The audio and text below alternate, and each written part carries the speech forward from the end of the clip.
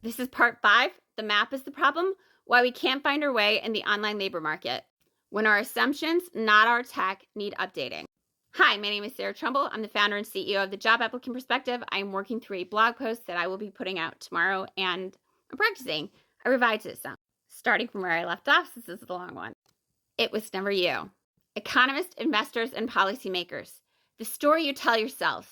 The system isn't broken, it's friction. More innovation will fix it. Reality.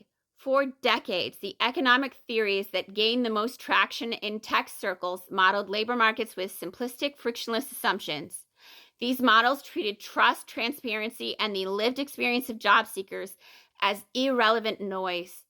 Platforms then built billion-dollar systems atop these flawed premises, optimizing for the metrics these models valued, like volume and velocity, while ignoring the human realities that make a market actually function.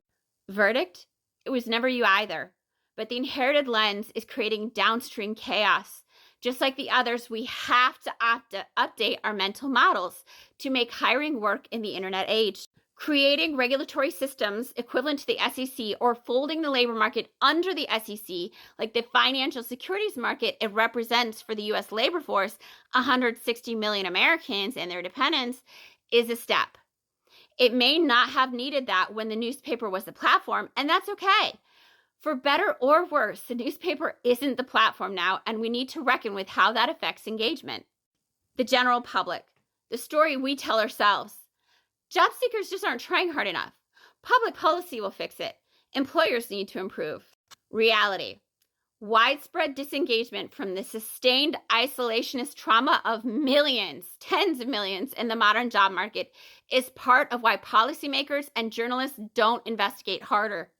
That disengagement hurts everyone. Your daycares close because they can't afford to hire teachers as ghost jobs skyrocket. Your favorite local coffee shop closes down for the same reason, and a big box store opens you have to drive to. Your tax base erodes. Evictions rise in your neighborhood. Trusting someone else in charge to solve a crisis while signaling you won't hold them accountable if they don't. That's not neutrality. It's a betrayal of the basic concept of social community. Verdict. You aren't at fault either. You didn't move the labor market online and cause the situation. But by ignoring the honestly expressed needs of friends, family, and neighbors, we make it easier for those in power to ignore them too. This isn't villainy, it's a deeper question. Why do we trust the voices of distant strangers we have never met over the people we know and love? What is their incentive to mislead and their capacity to not know? And what is our loved ones' capacity to tell the truth? Next part next.